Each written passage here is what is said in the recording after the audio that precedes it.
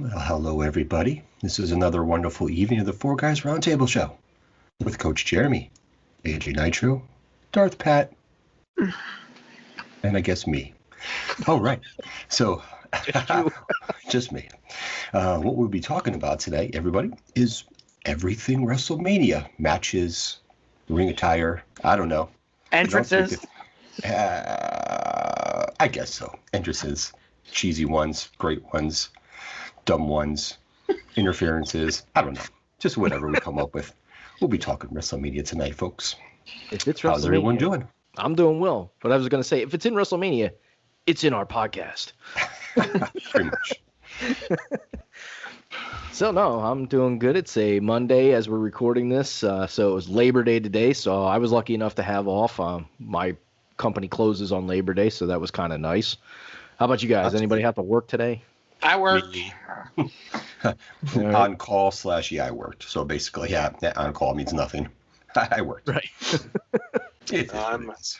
I'm fortunate enough to have off, even though we're in the middle of extension deadline season at my job. But my boss is not that much of a taskmaster that he makes us work Labor Day. So It poured here most of the day. Like the zoo flooded, and it rained a lot today. Oh, well, damn. I mean, at least you won't be in Colorado where today it was 94 and tomorrow it's going to be in the 30s with a snowstorm. So yeah, I saw that. That's just crazy. They could have a flood from snow melting. They could have a flood just from that. Yes, they could. But that's crazy. Where it flooded the zoo. Yeah, I think that's indicative of just how screwed up our climate is right now. So. No, you wouldn't. Really? You think it's screwed up? Yes, bitch.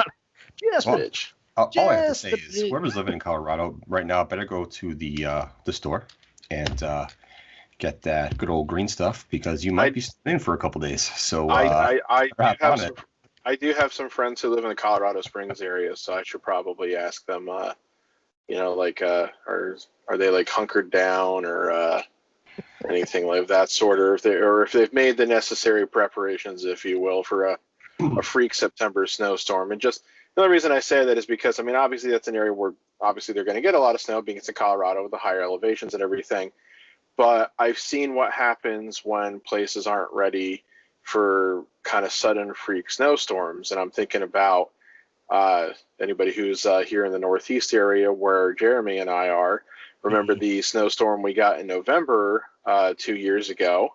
What, 36 inches dumped all at one time? No, it wasn't that. It didn't snow that much, nearly that much. The problem was, though, is that I was coming home from New York City. I was in New York City for a 3-day seminar.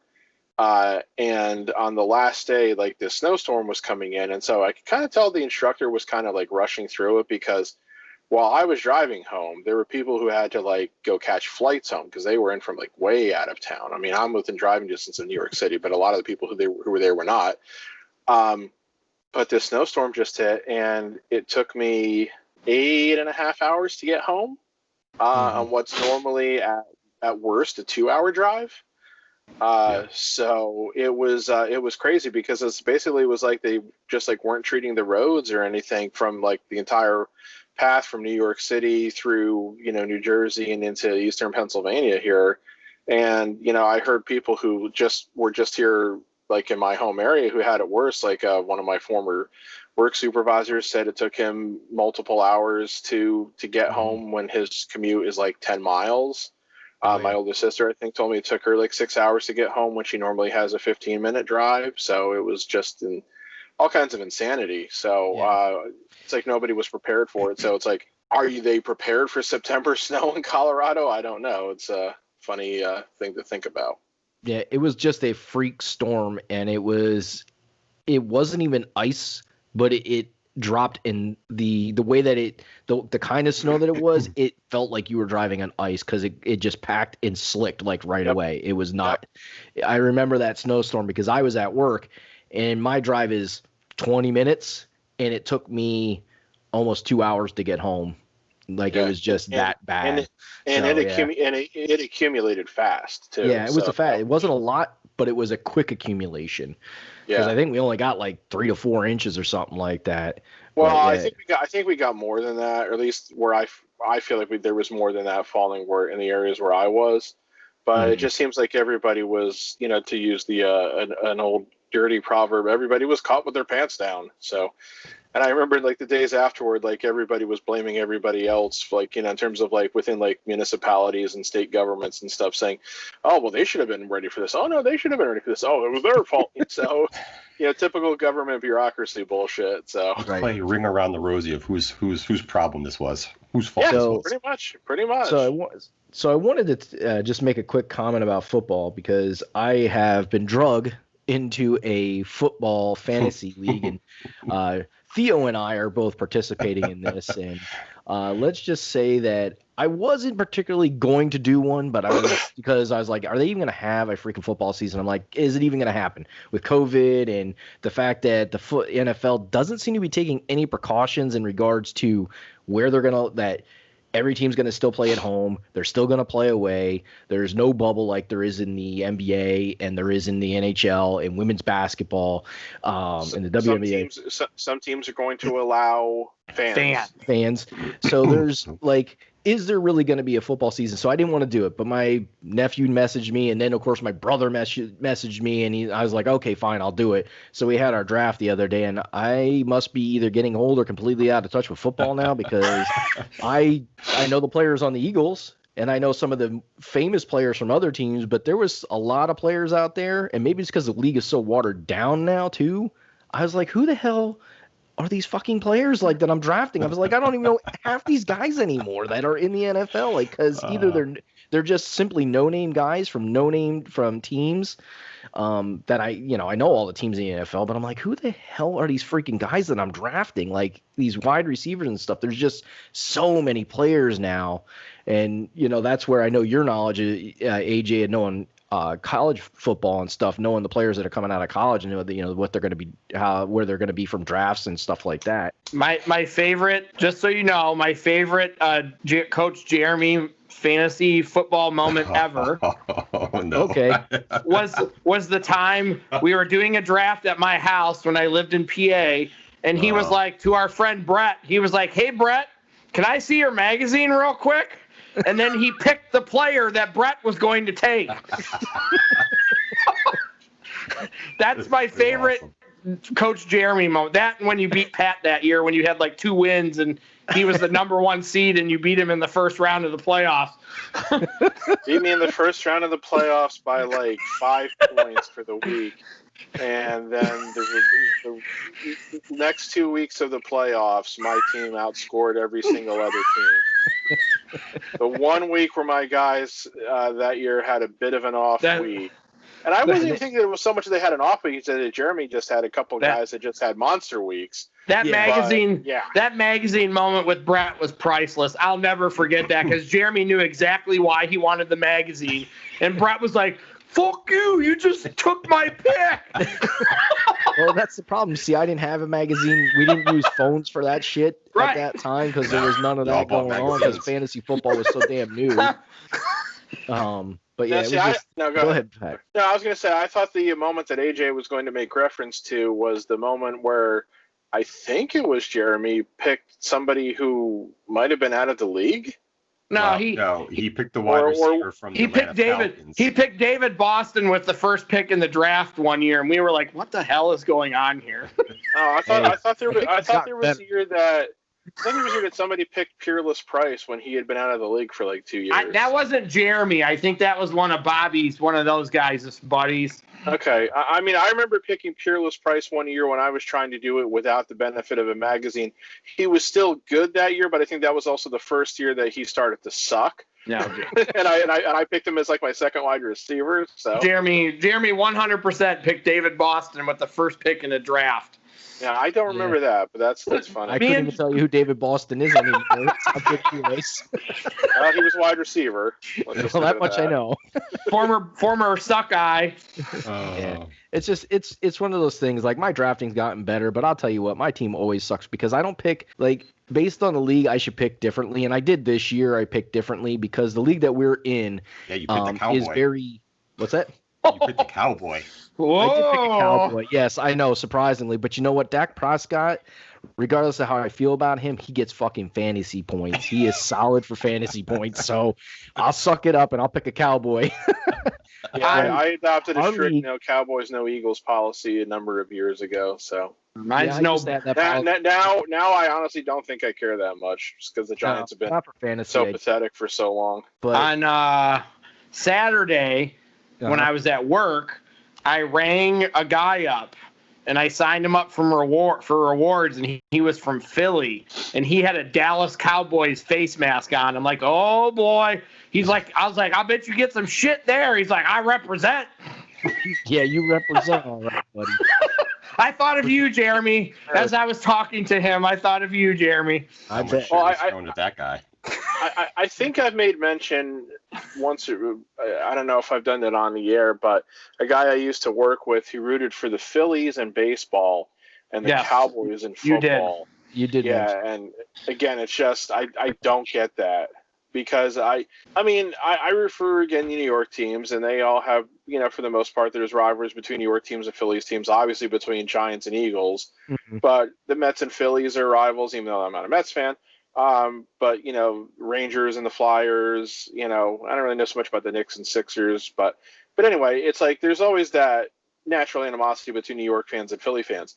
But I can attest that there is no team that Philly fans hate more than the Cowboys. So anytime you see somebody from the Philly area who is a Cowboys fan, it's interesting. So, But and I always want to say, when did you start rooting for them? 1992? Depending upon how old they are. Yeah, so our league that we're in is very running back favored, like big time. Like I like quarterback league. I like quarterback leagues better. Yeah, see, our league is not. It's it's not gonna get any better this year, because the only thing they changed as far as the scoring is points per reception now. So running backs are gonna get more points because if they can catch out of the backfield, and wide receivers get more points. Quarterbacks, unless your quarterback goes off for like 400 yards and 4 touchdowns, he ain't getting you a lot of points. You're probably getting about 20, maybe 30 points tops from a quarterback. So most of your running backs are scoring as many points as your quarterbacks with 30 and 35 points. It's kind of ridiculous, but yeah, that's so top heavy with one position. That's why these guys in this league, they'll pick a quarterback in like round 5 of the draft. It's like, holy shit, like all the good quarterbacks should be gone. But that just I didn't pick mine till round 4, but I was like, I'm looking and I'm like, I picked my draft how I usually, normally do it, but I'm like, okay, why is there? I said, there's something going on, because all the running backs are going, so I couldn't find the scoring. And when I finally found it, I'm like, are you fucking kidding me right now? Like, this is so running back top heavy. I was like, well, I'm gonna be SOL. I mean, pretty much like any time I've picked up a magazine or like looked at one of like the various sites that runs the fantasy league, whether it's like Yahoo or NFL.com are the ones I use as examples because they're the ones I've used recently. Whenever they have like mock drafts and stuff like that, it always does seem like, it's like they're always picking running backs and wide receivers, especially running backs, before they're picking quarterbacks. And because I kind of got used to the way our old league was, where we counted, like completions for quarterbacks and everything, which made quarterbacks the most valuable players. It's just kind of, so like I was always in that mindset, like quarterbacks are the guys you got to take. And it's just kind of funny then to then see like somebody where they're using a different scoring system, so you have to be in a different mindset. Yeah, true. It is. So one real quick thing, and then we're going right into our podcast.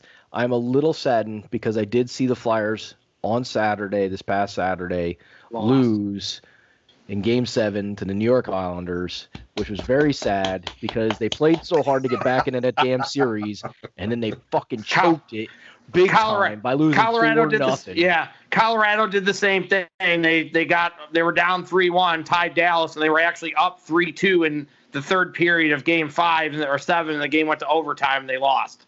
Yeah. So both of them fought back and lost. And I found it. Yeah, I hadn't been following it since the Rangers were eliminated, which was pretty early on. So I was just actually, before we started recording, checking to see like where they were and who was still playing and everything. I did that for both the NHL and the NBA.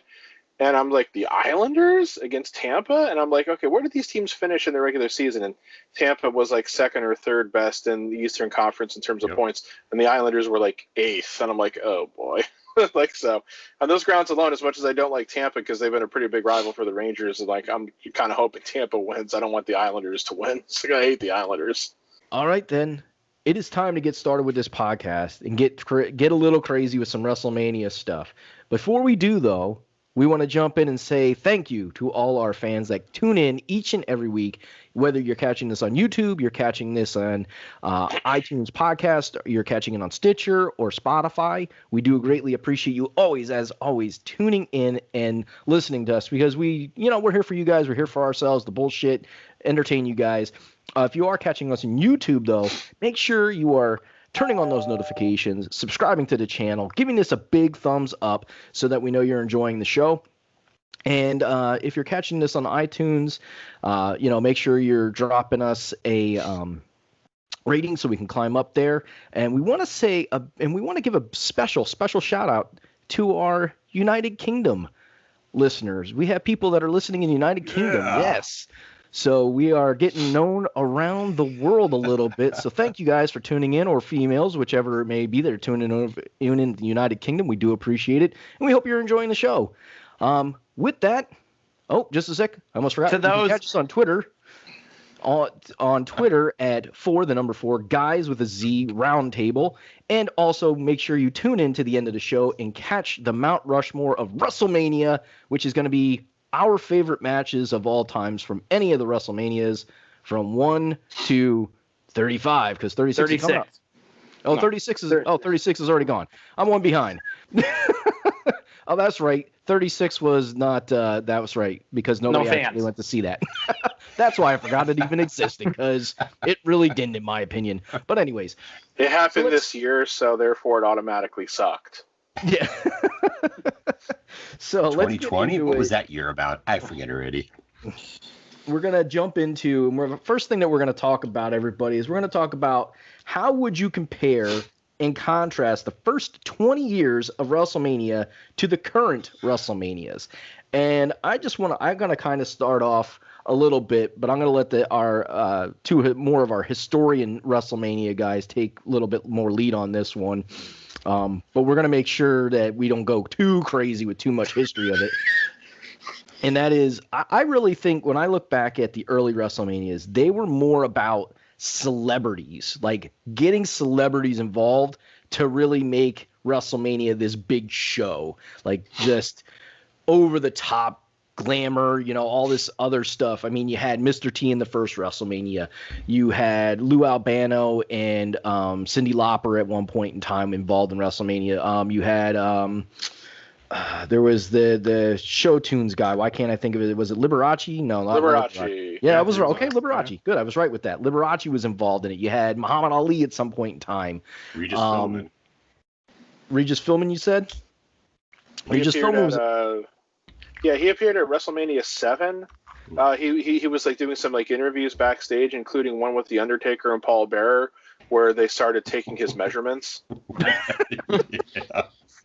It was actually pretty funny because Undertaker was still in his like first like 6 months or so, and like he's just like like doing the tape measure at all the various things and like saying out numbers to Paul Bearer, who's just standing there the whole time like.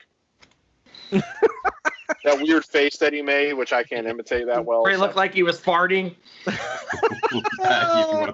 you will. Yeah. I'll tell you what, Paul Bearer's face was, I think what really made it is not only the faces that he could make, but was the makeup. His makeup made his face kind of look plastic, almost like he was like a plastic person. It was kind of weird. Guys, he is, when I met him, when I got Undertaker, Paul Bearer is fat. He was so fat in person. Like, you can't even, like, watching him on TV to meeting him in person was like, holy crap.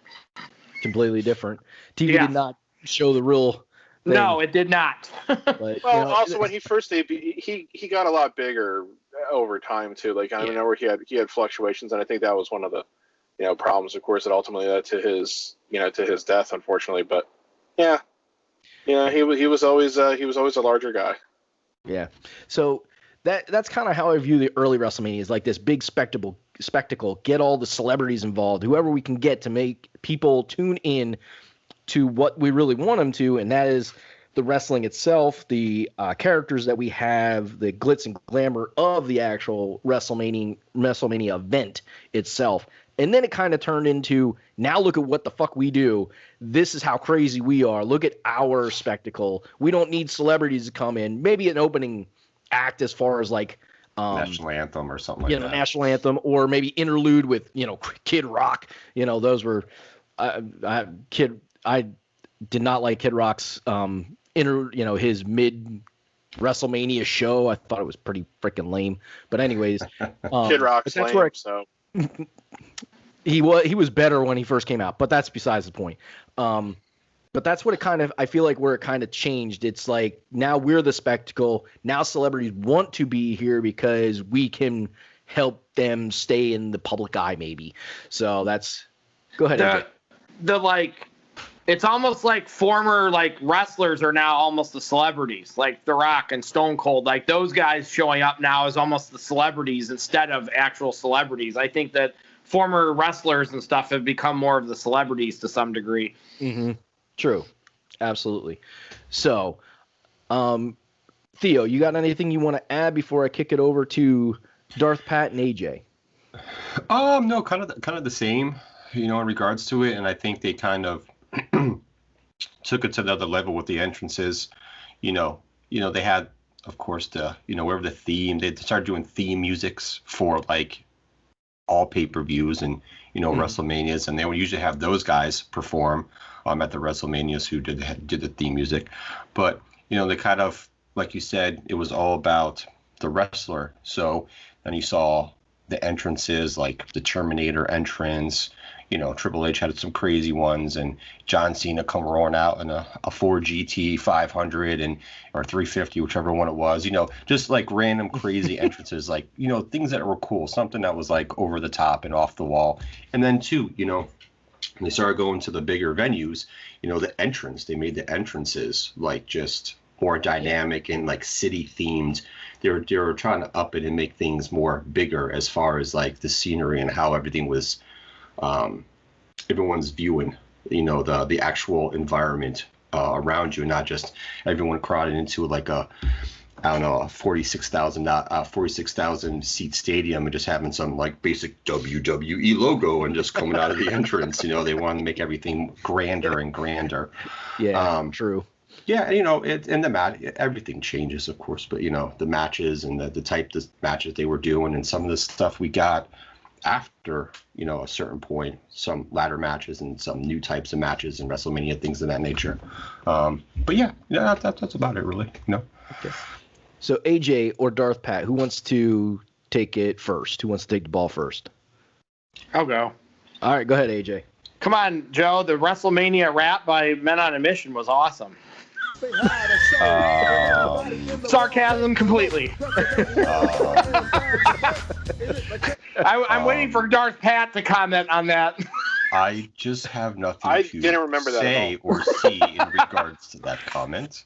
I remember Men on a Mission, but I can't say I remember the rap. They had a WrestleMania rap one year. Yep. See, the problem is, and this is really, I'm not this old to really remember this per se, but whatever, Pat.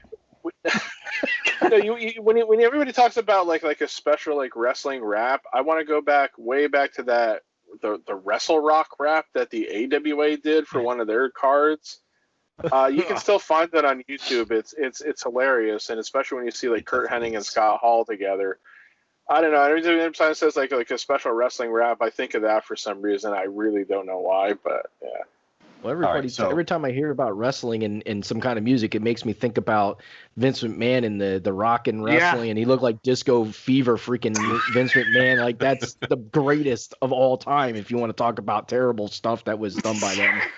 Listen, we want to talk about raps. We have a friend who rapped with John Cena, so that's just... Yes. There you go, yes. So that's...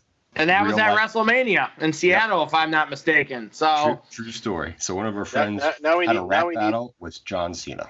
Now we need permission to upload that in between the podcast here so people can see what we're talking about. Yes. And not get dinged for it. Ding a ding ding ding. So AJ, based on what Joe and I have thrown out there, anything to add as far as what you compare and contrast? Just the in-ring stuff has changed a lot. So, and I think the other thing that's different too is all these old WrestleManias, we were kids. So watching that WrestleMania as a kid is not the same thing as going back and watching it as an adult. Like watching WrestleMania 3, the first time I watched it, and that was the first pay-per-view, that was like the greatest thing I've ever seen at that time. Mm-hmm. Going back and watching it now, it does seem slightly dated, and there are things about it that are not great, and there are some matches I thought were great that were not as great anymore. Mm-hmm. So I think that because wrestling has evolved the in-ring stuff has changed. And I'm not picking on Hulk Hogan specifically here. He's just an easy person. I mean, for 5 years, from 85 to 90, he did the same shit. Like the villain got the upper hand and then he won. Like he hulked up and won. The villain did something terrible to him. Earthquake, Undertaker, they all did something terrible to him. Savage, and then he ended up winning in the end. That got old. That worked then, but they couldn't keep doing that forever. Pat's said stuff about the fans turned on Hogan and stuff because he was doing the same thing over and over, and he didn't really evolve. So, and it's not just him; it was other people too. He's just the easiest example to come up with. Right, because back then it was the superhero mentality of wrestling. Like, you got to have the ultimate good guy that overcomes evil every single time at the very end, So that was that superhero mentality. It was also the nature of the business, and that, right. Like the years that Matt mentioned, you had 1 to 4 pay-per-views per year. And, Hogan never wrestled on Wrestling Challenge and Superstars and All-American Wrestling, He did. I remember he wrestled once on the 4th of July against Cowboy Bob Orton. He defended the title on a July 4th special episode, but that was the only time I really remember seeing him fight on one of the weekend morning specials. Right. The only time you'd ever see Hogan wrestle on TV is when they did a Saturday night's main event or the main event, which was really the same thing. It just was at a different time.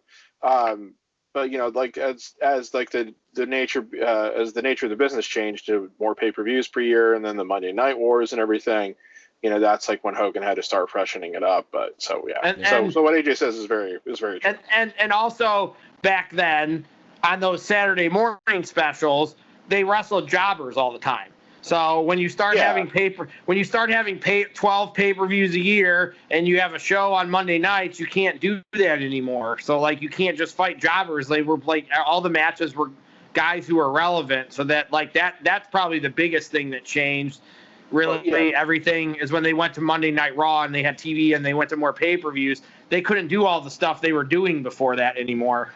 Yeah, the nature of the business then was to watch the syndicated weekend shows to get the house show promotions, because every time you watch Wrestling Challenge or Superstars of Wrestling, there would be at least a 10-minute segment with Mean Gene or Sean Mooney or whoever in the event center talking about the big card that was going to be coming to such and such at whatever date. And that's when you would get Hulk Hogan's going to wrestle Bad News Brown and Macho Man's going to wrestle One Man Gang or Jake the Snake's going to wrestle Ted DiBiase, So the actual superstar versus superstar matches, you were expected to go to a house show to see. Besides the matches and the way that they are and the ability, the ability of people in the ring, anything you feel you want to add to the evolution essentially, or what's changed in WrestleMania over the years? Yeah, definitely. The venues. That's the biggest thing. Really. I mean, thanks to our good friends at Wikipedia. Honestly, I just feel what's the easiest place where I could get a list of every WrestleMania with their venue and their attendance, and fortunately they have. They're real attendance or the no. It specifically says it does claimed attendance. Claimed attendance. I love that. 93,000. Right. So for WrestleMania 3, it's got the 93,173 number. Okay.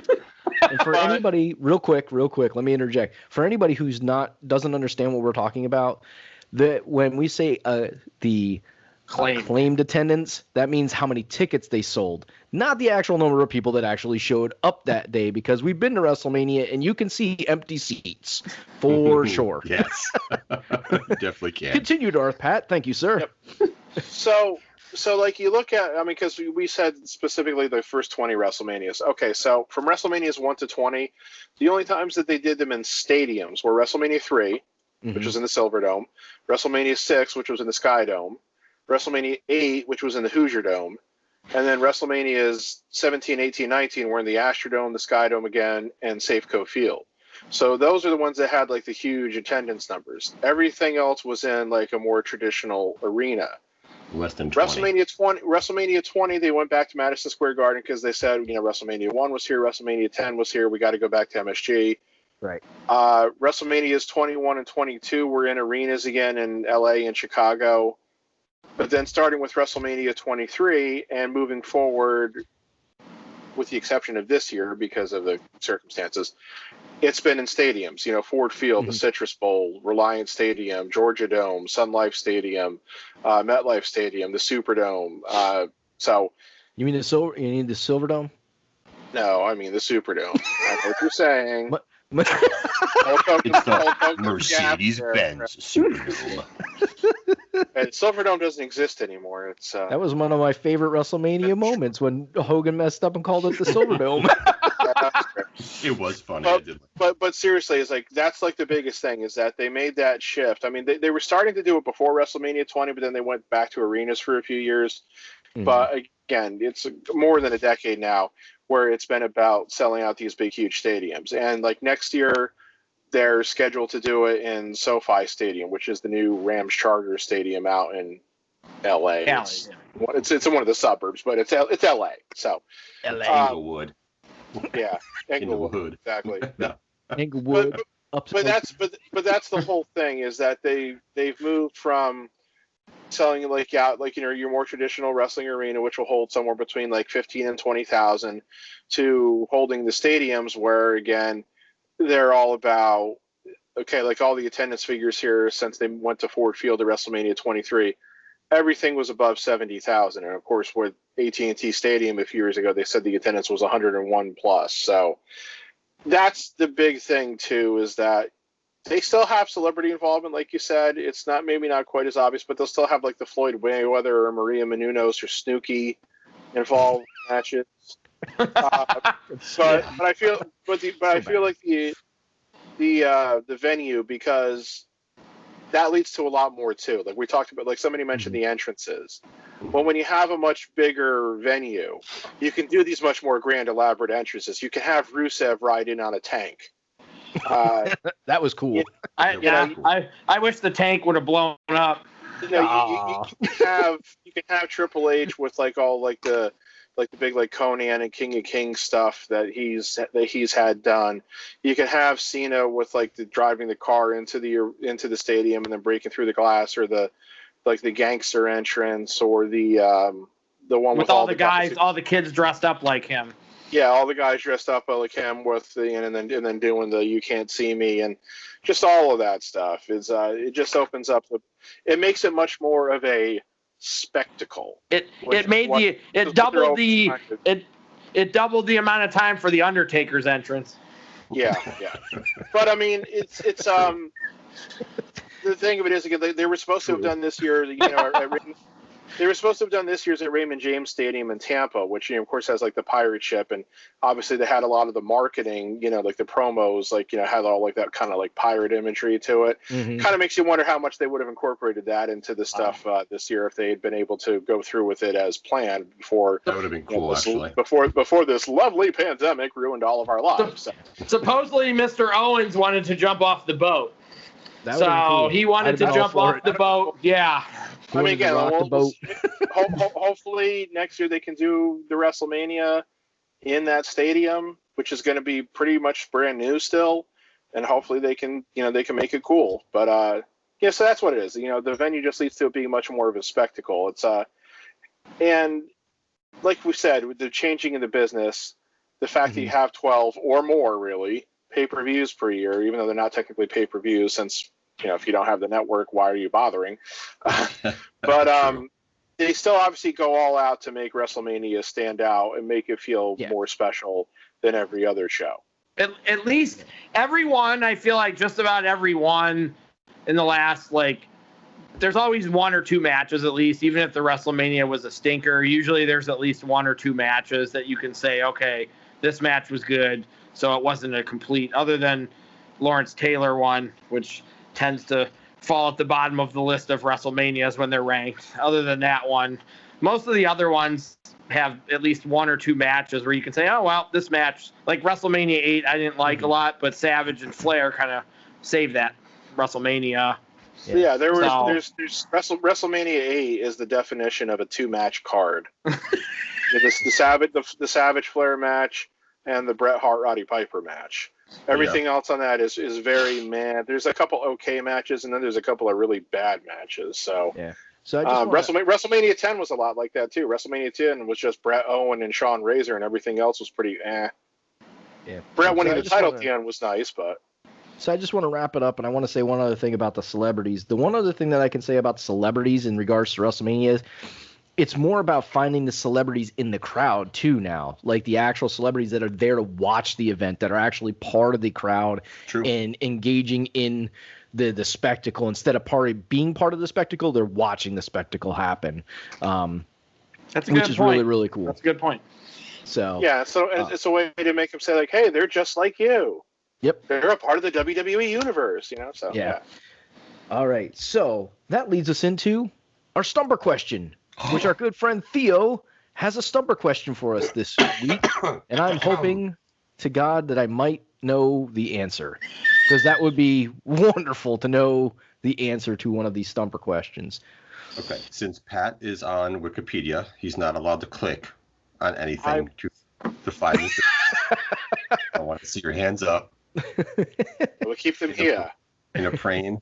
Get them out of your pants, Pat. No. This is my contemplative pose. Okay. That's it.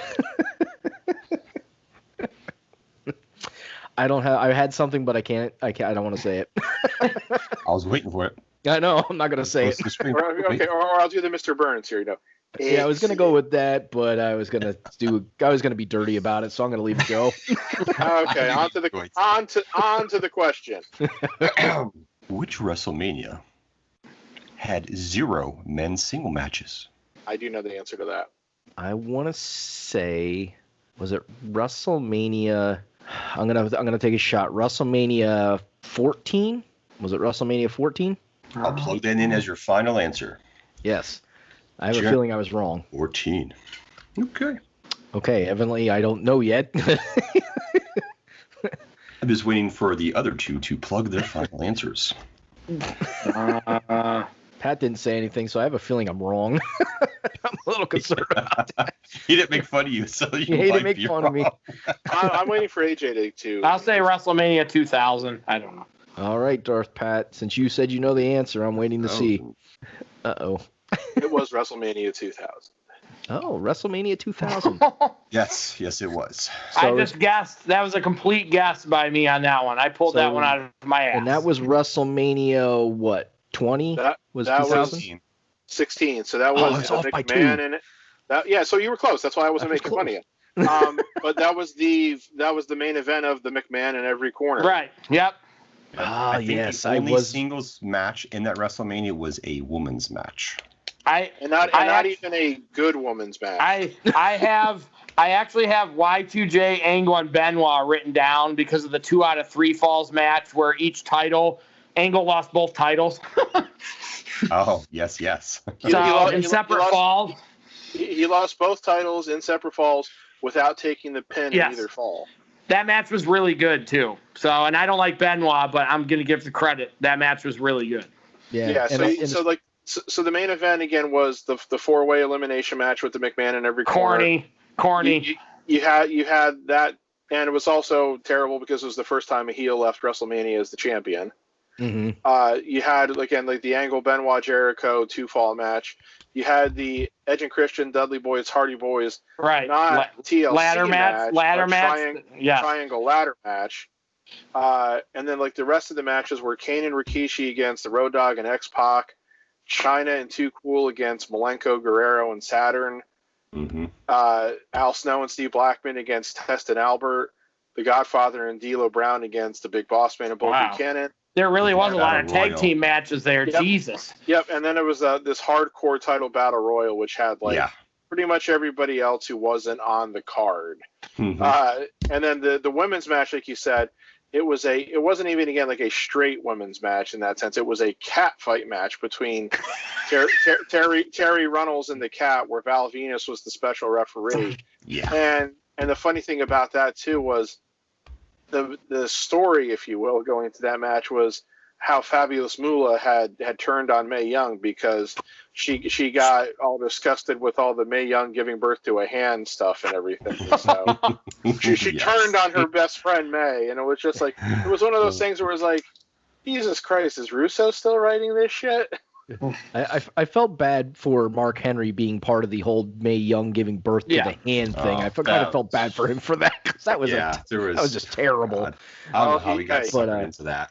But I remember I was reading. He was sexual chocolate, so. Yes, but I was reading about that WrestleMania 16, which was WrestleMania 2000. I was reading about that. That's why I was like, I couldn't remember exactly. Like I was like, because 13 is the Bret Hart Stone Cold match. That is one of those iconic matches, and I watched that match recently. So I was like, okay, I know it's not 13 because I know there was that singles match there, so it was a 14. So at least I'm getting a little bit better on this whole stumper question. I guessed. So I guessed on that one. Sometimes you guess right, and that's better than guessing wrong. So, all right. So that is our stumper question. So that was a good one, Joe. Another good one. Crazy that WrestleMania 16 or WrestleMania 2000, as they dubbed it, was that heavy, was completely no singles matches except for the women's match, which is triple threats, ridiculous. Four ways, tag teams. It's not a top tier WrestleMania ranking wise either. And you wonder why the hell would they even think about doing that, not having one good singles match for guys or girls. Why would they not? I think they kind of did that because it was, 2000. 2000 was, big. People thought the internet was going to break and the time was going to get screwed up. So I think they were trying to do something very outlandish for that WrestleMania. It seemed like they couldn't make a decision as to which way they wanted to go with, say, a one-on-one feud. Yeah. So here's another interesting thing about WrestleMania is, did any of you guys notice that they stopped actually giving WrestleMania's numbers recently? Like they just call them WrestleMania instead of WrestleMania 35 or WrestleMania 36. They just say it's WrestleMania, and you have to remember the number. I did notice that. Well, they stopped. They did stop using the Roman numerals. Yes, which they definitely did that. Always kind of bothered me. Yes, it bothers me too. But I like the Roman numerals. I do know what you're referring to, Jeremy, and if I recall, I've seen something about that on internet sites in.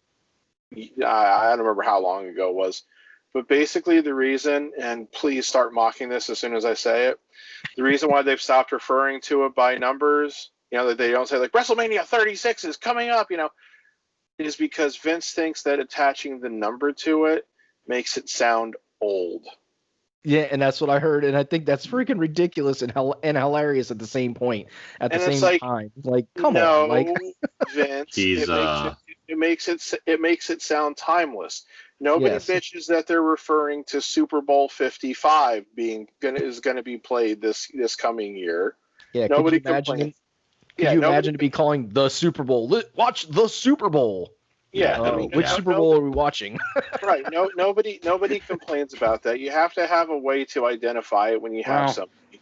What I really think it shows is that, as much as Vince always wants to say, I'm never going to die, he is a guy who's getting up there. He is a guy who's getting up there now, and he's coming closer to his own mortality, and so it's probably just shows that he has a fear of dying. Which, hey, I get. I'm afraid to die too, but it's like the dumbest way to acknowledge it. This is the guy that just banned them from being on third party stuff too. So. Yeah. That's a story for another day. But that is so. I know. I just threw that in there. We don't need to expound on it. I just threw that in there. Shows how stupid and out of touch he is. Yeah, it's getting nuts. All right, so besides Vince being old and crazy, Except he's actually been in a bunch. He's actually gotten his butt whipped at a few WrestleManias too. Yeah, those were always fun to watch. Let's move into our next topic, and that is, what was one single moment that captivated you the most over the years? And it might be, you could have more than one, but what is definitely one moment, AJ, for you that has really captivated you with WrestleMania? Brock ending the streak. Okay, that's a tough one for me to swallow. Him breaking the streak. I know why it happened, because I've heard the Undertaker talk about it. But most people were not happy that night. I was. So let me 36 WrestleManias. That's what captivated you the most, from a kid to an adult. Recently, I would say, as a kid, I liked, and this is gonna be corny and cheesy coming from me, but I did like the Ultimate Warrior Savage match, and I liked when Elizabeth came out after the match and beat up Sherry, and then they got married. Like, I thought that was cool when I was a kid. I liked that as a kid. Yeah, I didn't see that WrestleMania, so I don't. I remember maybe from watching like Saturday Night's Main Event or something like that, where they replayed those kind of things, but I never saw that live. And Warrior beating Hogan too. That's the other one. Warrior beating Hogan. That one for me was. I was very excited after that. Was that the WrestleMania where the Phantom Clothesline happened, like the Phantom Double Clothesline, like they fell like almost a foot from each other? That could have been in the Royal Rumble that year too, because they did double clothesline each other in the Rumble also. I just remember seeing that, and I was like, "What?" That was when as a kid I looked at it and I said, "Oh my God, it's not real!" Like, because at that time, it was a shining moment. Yeah, that was my shining moment to say, "Oh my God, wrestling's fucking fake!" Like, "Oh my God, they didn't actually hit each other." Because up until that moment, I still had that that belief in that these guys are really beating the shit out of each other. And not to say that wrestling's fake, because guys really do get hurt, and some guys really do get punched in the face sometimes, or kicked in the gut, or balls, or whatnot. But that was the time that I was like, oh my God, they didn't actually hit each other; they just fell like a foot from each other. Like, that was kind of crazy. Let somebody. I don't want to take other people's things. So let somebody else go and say some. So I just want to mention the Brock breaking the streak thing, and you guys probably know this, and I don't know if our listeners know this, but in the beginning of that match, Undertaker got a concussion like almost immediately into the beginning of that match. Yep. And so he was fucking gone from the beginning of that match. How he continued to wrestle in that match having a concussion, I don't know. But he discussed that, and he just felt like it was time to break the streak. As far as I understand it from what The Undertaker has said, that was not a Vince McMahon decision. That was his decision on that day in the ring to say, okay, I'm fucked up, and why not let somebody else break the streak? And why not? Because he's friends with Brock. Really good friends. Him and Brock, yeah. So he said, why not? I'll let Brock have it. It'll be okay. Because it was what it was. Essentially, that's the second time then The Undertaker did a match because he definitely got hurt when he got his leg caught on the ropes against Shawn Michaels too, and he continued that match. Oh yeah, where he almost killed himself. You mean where Sim Snuka didn't catch him properly? Yes. Yeah. Yes. So he definitely wrestled a good chunk of that match, hurt or whatever the fuck was going on with him there. All right, I'm gonna kick it to Darth Pat. Darth Pat, a memorable moment that captivated you. What would it be? Well, yeah. I mean, I actually wasn't old enough at the time to have really seen it when it first happened. But, Hogan body slamming Andre was definitely a moment. And even not having seen it live, I was still like a little too young at that point, especially to also be ordering the pay-per-views. But it was still, even then, it was still like a moment that they would show endlessly. Mm-hmm. On replay on all the shows and everything, and just the sight of him, picking up Andre and slamming him and everything was a sight. So, it was kind of like always the big moment kind of thing. It is. I knew you were going to say that. That's why I didn't. Yeah. So. Yeah. I mean, another moment for me, the first pay-per-view I ever did convince my parents to order was WrestleMania 6. So the Hogan Warrior match. And seeing Hogan lose, hey, it kind of just shows, hey, he's not invincible, and he doesn't always win. Because like the only time I'd ever seen Hogan lost was when he lost the title to Andre, but obviously that was, there was the screw job and the referee and his shoulder was up, so like I never felt like he actually lost that match. Yeah. But so it was like it was supposed to be a passing the torch moment too, which it didn't happen for whatever reason, whether Vince didn't have faith in the Warrior or whatever the case was. But I mean, it was obviously supposed to be that moment as well. So that one always kind of stuck with me too, because it was also kind of a feeling it was like the beginning of the end for Hogan. So Okay. Here's a crazy thing about that match. I don't know if I've told you guys this. Before when the Iron Man match happened, the longest WrestleMania match until the Iron Man match happened was Ultimate Warrior and Hulk Hogan. That was the longest. It was like 22 and a half minutes. That was the longest match until WrestleMania 12 when the Iron Man match happened, and I would have not guessed that. Neither would I, especially with the Warrior. If you were going to tell me what was the longest WrestleMania match before the Iron Man match, my first guess probably would have been Bret Owen from 10. Yeah, so that's I saw that somewhere. Or maybe Savage Flair from 8. So yeah. That match didn't seem like it was that long, but it was like 22 and a half or 23 minutes. So I wonder if we go back and watch that match. I wonder how many rest holds there were. Hey, both guys were guilty of it. Were limited in what they could do, and I mean, here's the thing: Warrior we know was limited, and Hogan he only ever worked that certain style. So there's a very high percentage chance there could be more rest holds in that 22-minute match than the 60-minute Iron Man match. There's a very high possibility. And you got to remember, it's like you don't really have two like light athletic guys in there. You have two really muscle guys in there. So yeah, and we do. But the one thing we can say about rest holds back then is they looked actually like you were trying to do something to them. They didn't look like they were taking a break from the match. Right. It's a match. They actually looked painful. Right. Yeah. Not anymore. It's definitely a rest hold now. I mean, well, see, that was one thing that you guys could mock me for this, but. One thing that I always felt Hogan actually did well was like when the bad guy got him in a submission hold, Hogan always made it look like it was painful.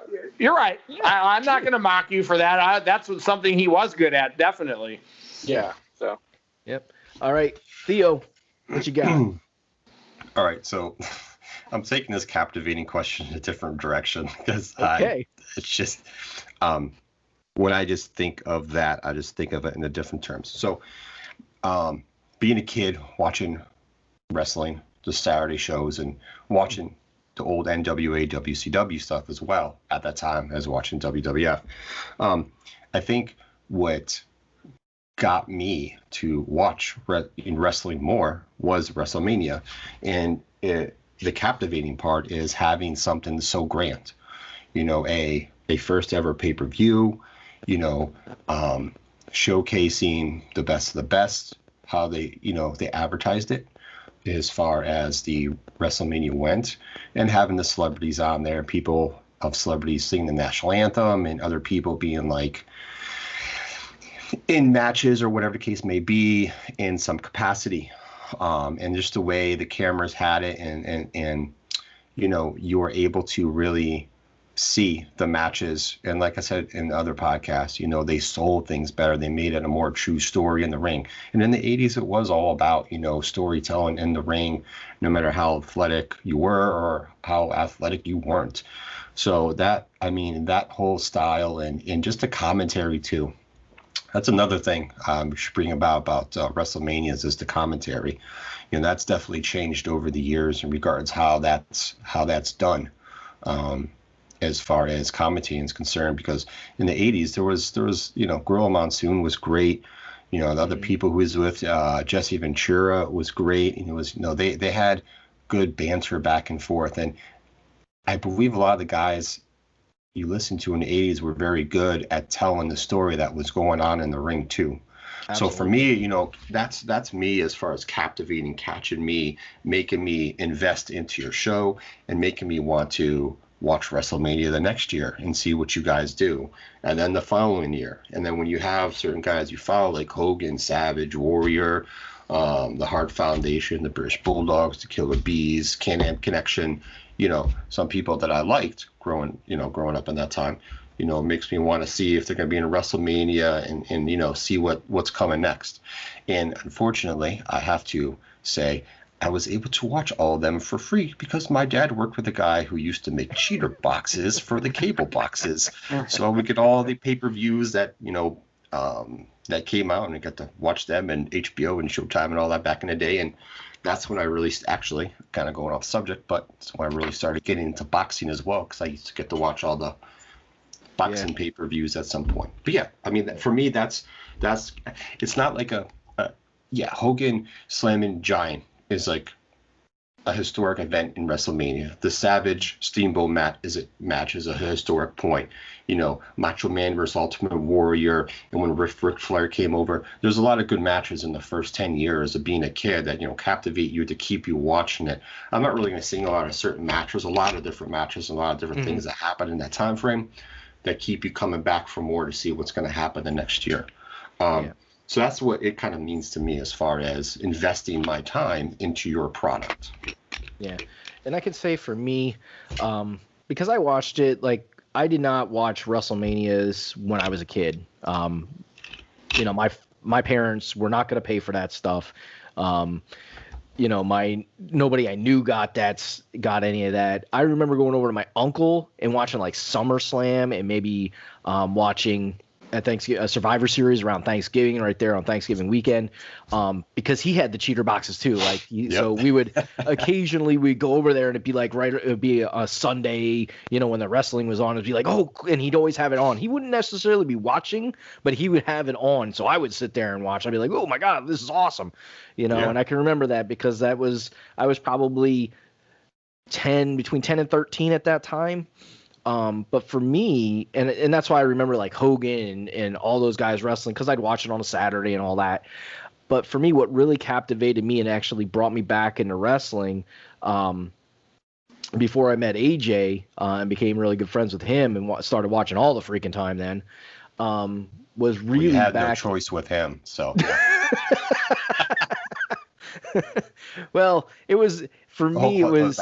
So what I'm saying, AJ, is when we met you, you always watched every pay-per-view. So if you become friends with you, you had no choice. You were watching wrestling at some point. If we hung out, if you were coming over to if you were coming over to your house, we were watching wrestling. I understand. Yeah, you didn't force us, but if you said if you're coming over, wrestling's going to be on, and guess what? You're watching it. But for me, it was WrestleMania, and this was the first time that it was actually not The Rock in Austin's first one. It was actually the WrestleMania before that, where Austin fought Shawn Michaels, and Mike Tyson was involved in it, because that was the big switch in that whole at the very end where Tyson actually turned on D-Generation X, and Austin wins the belt, and then they celebrate with the beer. Like, that was that was one of those moments for me that really captivated me back into wanting to watch, because then I was like, okay, I like Austin. I enjoy his thing. I find DX funny, because that was, I think, also when DX expanded beyond just Triple H and Shawn Michaels. I believe they had the New Age Outlaws at that time. They added them in right after Michaels lost, because he went away because he was hurt. Right. So you had new people in there. You had The Rock, who I think was leaving the Nation of Domination right around that time, or was slowly getting kicked out of that, and moving on to his real big singles career and push and that.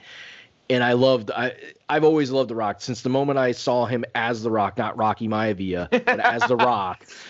It was like, I like this guy. This guy's got something special, and I'm gonna watch him all the time. So that's what really captivated me, was that WrestleMania to bring me back into the wrestling on a pretty full-time basis until about probably 2002, 2003. Then I stopped watching again until I met AJ, which was probably around, what, 2000? 05. About 05. 2004, 2005. So, yeah, there was about a 2, maybe 3-year lull where I didn't watch again. And then I've kind of been on that law again just because I for some reason I can't watch wrestling without fans. Like I need those fans there to watch it. It makes the show for me personally just more fun to watch. So I kind of been on a lull just because not on a law, on a lull because it's not as interesting without the fans for me. So, but it's been good. I've enjoyed WrestleManias, even when there's stinker matches, and there's been quite a few stinker matches. WrestleMania 3 definitely hooked me. So, I mean, that hooked me from there. I've been watching it ever since. Yeah. So the Hogan Andre moment as a kid was definitely, that's the most iconic moment in wrestling probably that I've seen. So that. And there is somebody, and I can't remember who it was, that was so pissed that they made it such a big deal that Hogan slammed Andre because he's like, I slammed Andre before Hogan did. Who the hell was that? Darth Pat, do you remember who might have mentioned that?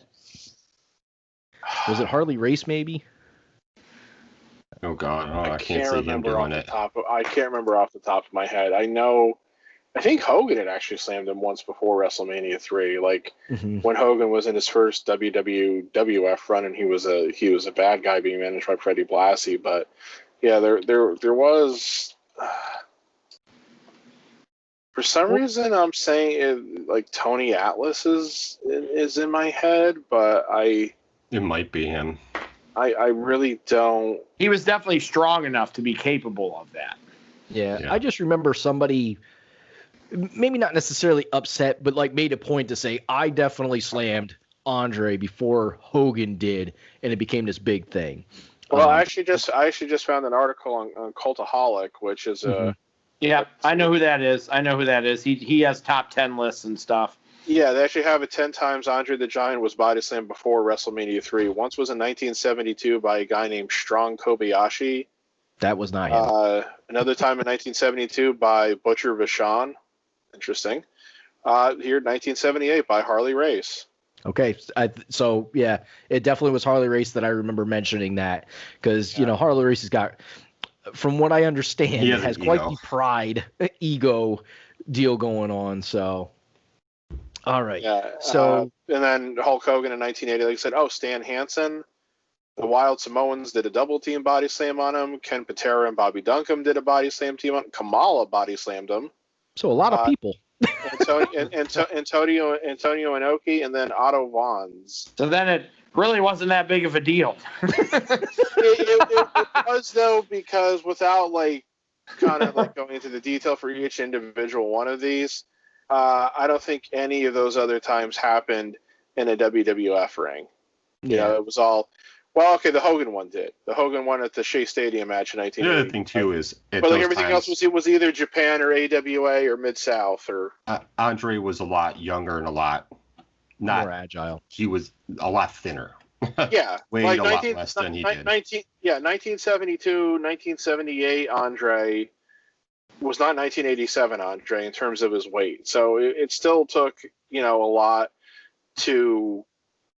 for Hogan to do it, and again, a double team body slam was kind of a cop out too. So let's jump into, and for just so everybody knows, we are not too far away from the Mount Rushmore, which is the Mount Rushmore of our favorite WrestleMania match of all time. But before we jump into that, I want to talk about other WrestleMania matches. Maybe get one or two matches that we really kind of remember, was really just an awesome match, maybe just really sticks in our minds as creative, or maybe talk about an entrance.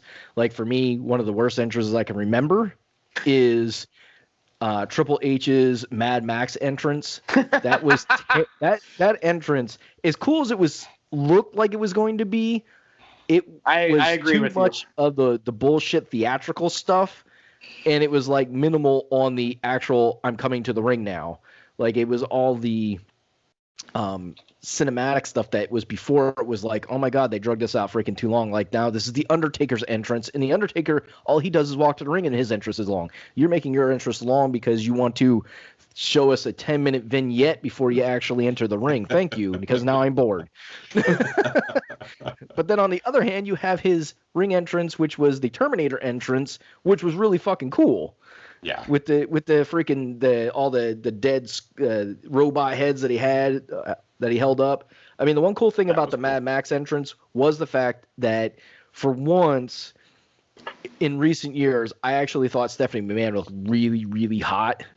Because she had like just the way her whole getup, like everything that her appearance on that entire, like she looked really, really hot. Because I'm not a big Stephanie McMahon fan. I don't think she's all that, she's average to me, but she looked really, really good that day.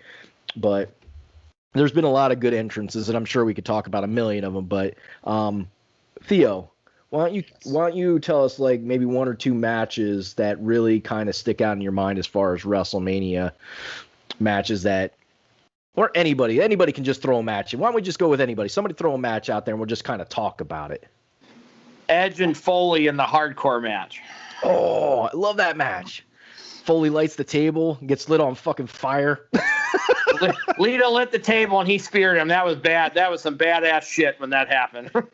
Yeah, well, absolutely. No, I didn't get to see that one live. That was a really cool match because you could tell that Foley, you could tell that actually really hurt because you see Foley when he hits the table and it lights his arm hair on fire. He's like, oh, and he just shakes his arms. He's like, oh shit. This isn't what I expected. No.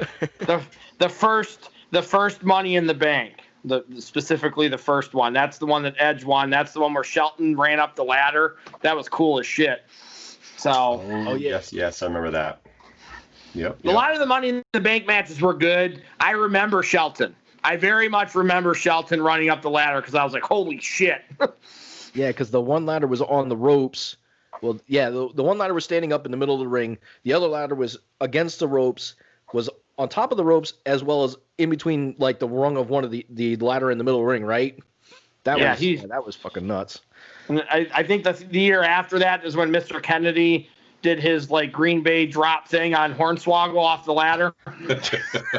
Yeah. That was sweet, too. Oh, man. Poor old Hornswoggle. I would say that advocates for the beating up of little people. I love it. God. That's only because it was Hornswoggle. His character was annoying as hell. No, I like watching Marco Stunt get beat up, too. Oh, okay. So, all right. Never mind. Go ahead, Joe. Sorry. God damn, he doesn't belong in a wrestling ring. God damn. The unofficial TLC match from WrestleMania 2000, which Edge and Chris and the Hardy Boys and the Dudley Boys. Now, was that their first TLC match? Was that WrestleMania, right? Yep. No, that technically wasn't considered a TLC match. That was a ladder match. I know, but I said the unofficial TLC because they brought this shit out after the fact. It was billed as a ladder match, but they involved the other stuff, which I think is what inspired them to say, hey, we can go a step further, which they did at SummerSlam and then reprised it at the following WrestleMania. The one at the TLC 2 was really awesome. That's the one where Edge spears Jeff off of where he's hanging with the belt. That was a really cool finish. Yeah, and then when and he had involvement from Lita and Rhino and Spike. Yes, everybody that got involved in that match, that was one of the few times when it made sense. Yeah. So in that match, when you watch that back and you see that in slow-mo and you see Edge's head just like snap like a freaking twig, like back and forth, he admits that moment he lost consciousness and was concussed. The way Edge sold that, the way Edge sold that was great too. That is one of the more memorable moments. Just like after he does it, like seeing him kind of like himself kind of like recoil from the impact of it and everything. He sold that perfectly. Brock and Kurt, we have to talk about Brock and Kurt, right? Oh, yeah. Of course you do. Botched. The botched shooting star. Yeah. We all kind of knew it was coming. We did. We just didn't know he was going to almost kill himself. I mean, if he was too far away. If he hits that, that might be their best WrestleMania match ever if he hits that, because that match was fabulous already. If he hits that clean, that probably would have been the best WrestleMania match I've ever seen. It was already lingering there. If he hits that clean, like that was before I really knew any of you guys when that match occurred, but I did order that one. Probably was mostly because of the Hogan Vince match, but also because I was really counting on seeing Booker T beat Triple H. That's my I know. That's also my favorite WrestleMania 19. That is my favorite WrestleMania. So, but I kind of remember telling my dad, I said, when he was starting to go to the outside, I'm like, oh, he's gonna do it. He's gonna do it. My dad's like, what? I said, remember that move Kidman always did? He's like, oh, that upside down flip. I'm like, yeah, the shooting star press. I said, he's gonna freaking do it now. The one that watched, and then we watched as he almost killed himself. The one that Evan Bourne just botched this weekend. Really, Evan Bourne botched a shooting star press. Yeah, his foot slipped when he was about to jump, and it just Oh man. I liked Evan Bourne, but I always do remember having the feeling that he was kind of sloppy. That was his not to real quick. That was he comes into this match. It's a battle royal, and that's the first thing he does is jump up to do it, and he slips and falls. Yeah. Well, that's the way to make your presence known. It was almost like the Taskmaster all over again. He slipped and fell. Or the Shockmaster, I'm sorry. Yeah, the Shockmaster. Don't worry, we knew who you're talking about. I was going to say, how dare you denigrate the name of Kevin Sullivan? He's going to come haunt your dreams now. Right. That's because Finn Balor stole his finisher from Kevin Sullivan. He's going to come haunt your dreams, and he's going to constantly be talking to you about the socks. The socks are terrible this year. Well, just this little side note, Kevin Sullivan has a very high praise of himself, though most other people don't think so. Yeah. He thinks he's quite the fucking amazing wrestler and psychologist of wrestling. He was a really good booker man, right, Brian Pillman? No, Sullivan's better than you guys are giving him credit for, but yeah, he like a lot of guys does think more of himself than he probably was. He doesn't have any outside perspective. It's like listening. It's like if you ever go listen to Ole Anderson, give a shoot interview anytime in the last 10 years. Yeah, and I don't know much about Kevin Sullivan, so I don't really have that kind of opinion about him. I've heard him talk about himself, and it's like, wow, you really think highly of yourself. That's awesome. Well, all I can really say to that is if you ever listen to either Eric Bischoff or Tony Schiavone's podcast with Conrad Thompson, they both put over a lot about how much he was really running things backstage and how he booked a lot of stuff that was really successful. So they'll put Sullivan over to a good extent. So just so it's not just him. That's all I'm saying. Yeah, no, and that's fine. That's no problem. I just thought it was funny. I always find people who talk highly of themselves kind of intriguing. I'm like, okay, well, that's your opinion of yourself. Yeah, it's. Yeah. Nothing wrong with having a high opinion of yourself, but you need other people need to back that up, just not you. So, oh man, what's another match that I have? Really good? I have the heist of the century with Seth Rollins written down. So the heist of the century, you kind of threw me off with that. He came in to cash in the Money in the Bank when Roman and Brock were fighting. Yeah, oh. we were talking about that a little bit last night, if you recall. Coolest one of the. As much as I like Dolph Ziggler's cash-in is my favorite cash-in of all time, but Seth Rollins is probably the best one just because of when he did it and when it happened and stuff. So yeah. I like cash-ins at WrestleMania. Yeah. I think those are good. Mm-hmm. Me and Joe would have been really happy if Dolph would have cashed in at 29, right, Joe? It would have been spectacular. Isn't Rollins still the only one that's ever been done at WrestleMania? Yeah. Yeah. Pretty sure. And his was just nobody saw it coming, so his was cool because nobody was thinking that at that time. So I think, and I'm sorry, AJ, I didn't mean to interrupt. No, that's great. I think that's a Vince thing. He doesn't want to take away from the championship matches at WrestleMania, which I don't really think you're taking anything away from them unless it's because there's no long, drawn out feuds anymore. that have been going on for 6 months. So you're not really taking away anything from WrestleMania main event matches anymore. So it was actually a decent match between Roman and Brock before Seth got involved. For those guys, it actually was pretty decent, like, for them. Yeah. So. Yeah. And I do want to talk about the Undertaker Brock Lesnar match a little bit, because that was actually a really good match. And I think that was one of the last matches that we got to see Brock Lesnar not do 10,000 belly to back suplexes. And he did other stuff. 1400 German F5s. suplexes. Yeah. Like, he actually did other stuff. And I can't.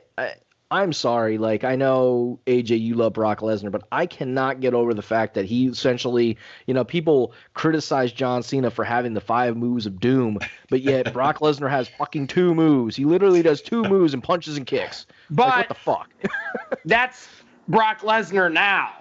What about Right. Brock Lesnar the first time around? He was more than capable of other stuff then. So it's like Right. There's 2 different versions of him, and I still more remember that. The version of Brock Lesnar, when I started liking him, he was that version. So Right. I'm not going to, when he comes back and he's become a spectacle where he beats the shit out of people and does 15 F5s. I love the F5, so if I get to see that 5 times, I'm okay with it, because that's one of my favorite finishers of all time. But he's a spectacle, and he doesn't do anything crazy anymore, and that's what it's become. He's a spectacle now. So. Right. And I get that, and I can respect him wanting to preserve his body and stuff like that, not do anything nuts, so to say.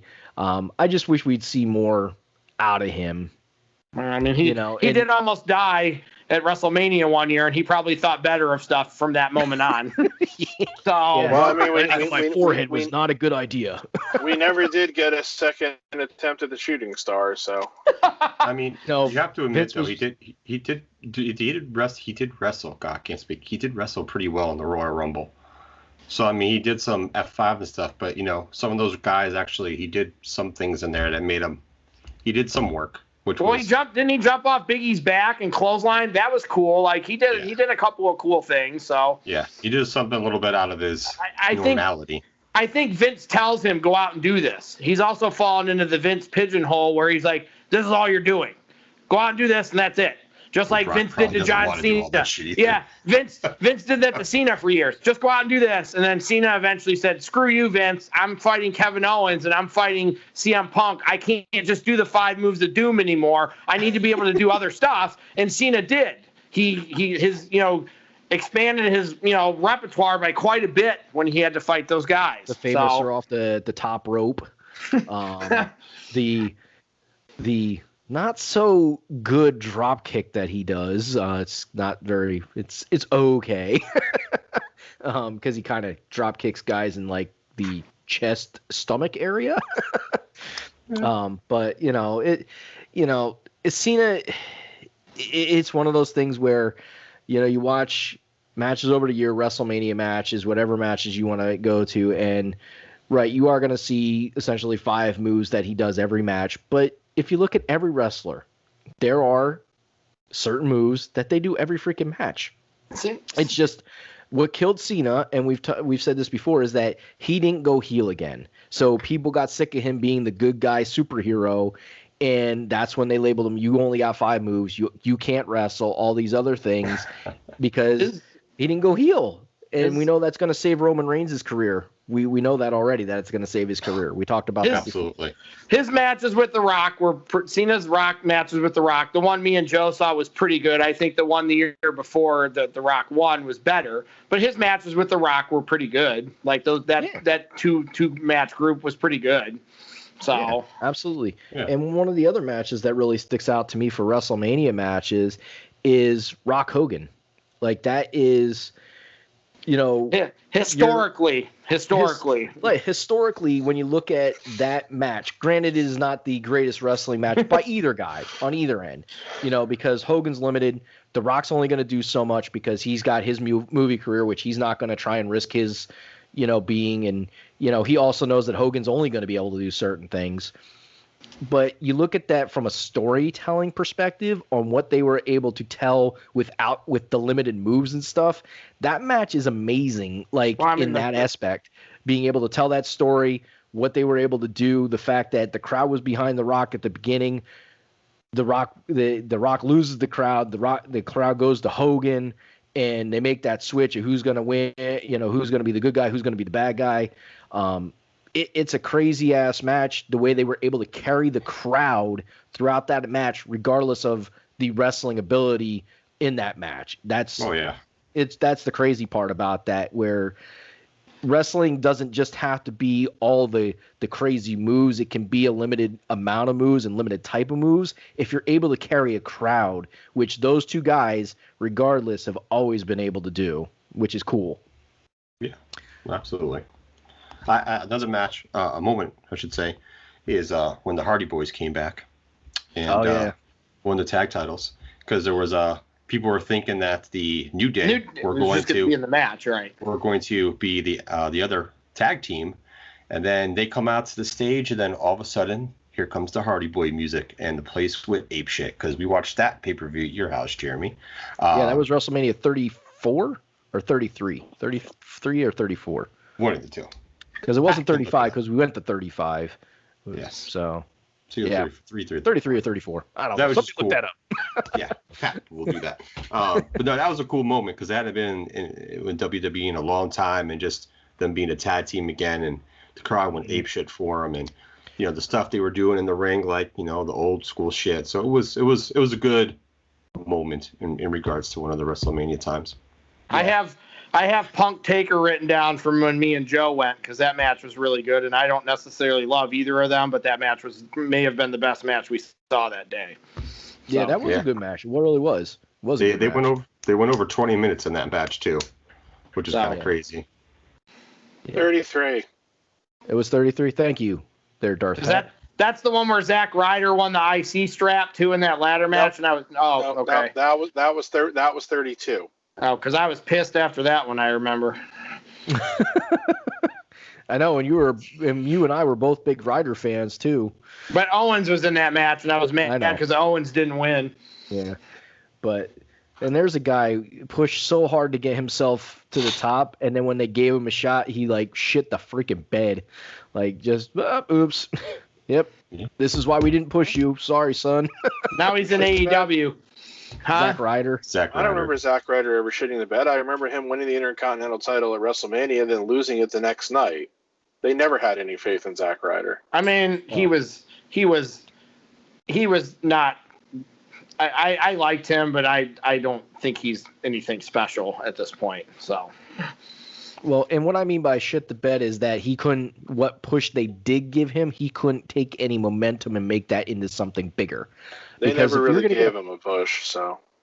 Well, I never feel they did. He did all that stuff that got himself over, and then they never really gave him an actual shot. And I think having him win a title at WrestleMania and then losing it 24 hours later is pretty indicative of that. Yeah, I can agree with that point. Let's see. Shawn Michaels, Undertaker, there's another crazy, either one. You could look at either one and say they were. You could, there's a laundry list of Shawn Michaels matches at WrestleMania. Right. So. But I'm just looking at the Undertaker ones, both those matches, the spectacle leading up to it, and then the match itself both matches were just amazing. My favorite leading up to it was when, Shawn Michaels was playing the other end, essentially like the angel, the God character. The light to the dark. Compared to the dark. That shit was great. That whole thing was amazing. He only wore white outfits and stuff. It was really, really cool.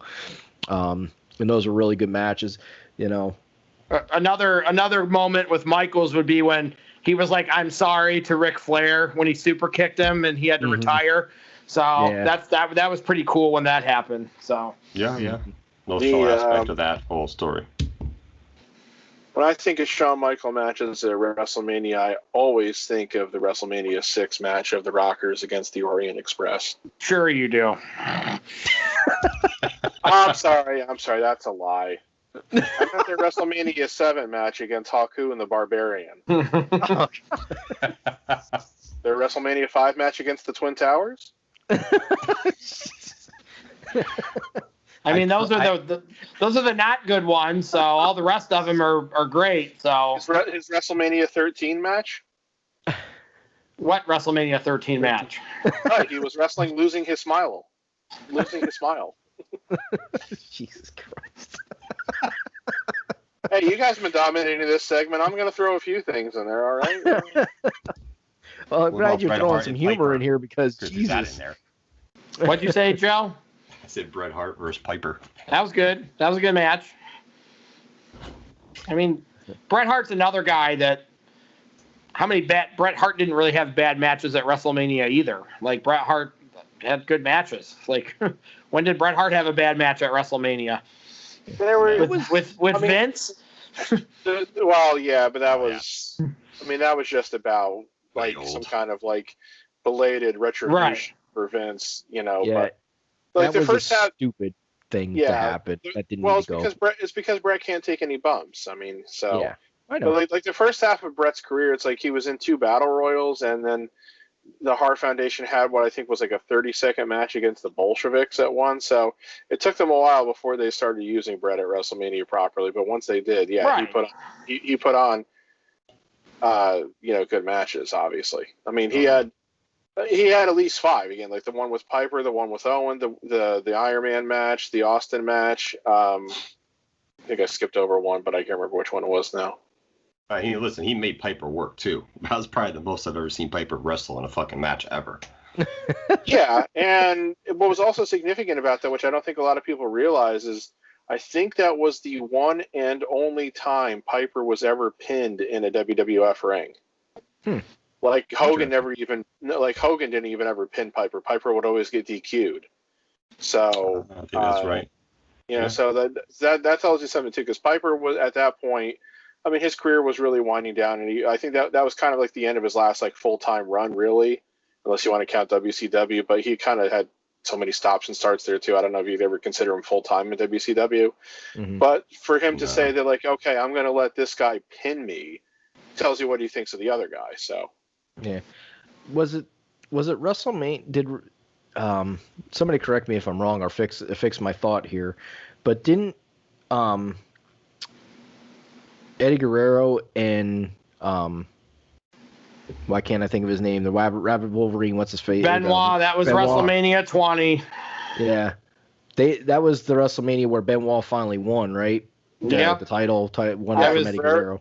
Guerrero retained the title against Kurt Angle, and then Benoit won the title from Triple H in the Triple Threat match. It was a terrible night. Yes, I know who it was. It was a terrible night. You had the 2 WCW guys in the ring at the end, right. Each as the champion, celebrating. I'm like, let's get the fuck out of here when that shit was going on. And, only AJ could shit on that moment because it was, for me, it was pretty cool because it was saying, okay, it's 3 years after WCW is closed down, and we've got 2 guys who are always more associated with WCW celebrating inside of Madison Square Garden, the quintessential WWF arena, holding up the belts and everything. And it was to me, it was a really great, awesome moment. And then 3 years later, it became erased. I mean, whatever. I already thought he was already a piece of shit to me then, so it didn't even matter what he did. I already thought he was a piece of shit. Okay, that doesn't have anything to do with it. I mean, it was a great moment, which unfortunately we can't celebrate anymore. Just the fact that WCW was getting shit on the wrestlers that were coming over, so it was nice to see them give something. Right. It was a year after when everybody thought Booker T should have beat Triple H, that Triple H pedigrees him and then takes 30 seconds to actually cover him, and he still gets the pinfall. Like, that's like one of the worst endings to a WrestleMania, to a big WrestleMania match ever. Right. And so at that point, I think everybody was pretty much saying, oh shit, I guess unless your name's Ric Flair, if you were associated with WCW, you're never really going to get over. Because, Big Show had been champion a couple times then, but they had never really, they obviously never really had faith in Big Show, and that was because it was weight and stuff too. So, it was starting to look pretty obviously like if you ever had been a WCW guy, you were always going to have that stink on you, and you were never really going to be able to get to a certain level. So that was Go ahead, Jeremy. Yeah, and it's unfortunate because we saw that happen with Sting's WrestleMania moment. You know, that the was NWO ridiculous. comes down, and They overbooked it. They overbooked the shit out of that. It was unnecessary. It was ridiculous for the NWO to be helping Sting in the first place because they were feuding with each other. I mean, what that was is like WCW versus WWE shit. That's right. all. It was like this, like, you know, even though WCW has been dead and buried for 15 years at this point, we're going to throw more dirt on that coffin now because we're going to book this match as if it was the WWE versus WCW war was still going on, and obviously WWE comes out triumphant. So it was dumb, and there's been a lot of dumb moments in WrestleMania history. You know, as many good moments as there are, there's been a lot of dumb moments too. So go ahead, AJ. I think you had a dumb moment for us. Like the dog kennel from Hell match. That was fucking fabulous. Well, that wasn't at WrestleMania, so. Oh, I thought that was. No, it wasn't. It was a few months later. But I mean, yeah, talk about dumb WrestleMania moments. I mean, if Sting was putting over a younger guy, like if he was putting over Seth Rollins at that WrestleMania, fine. Would have been totally fine with it.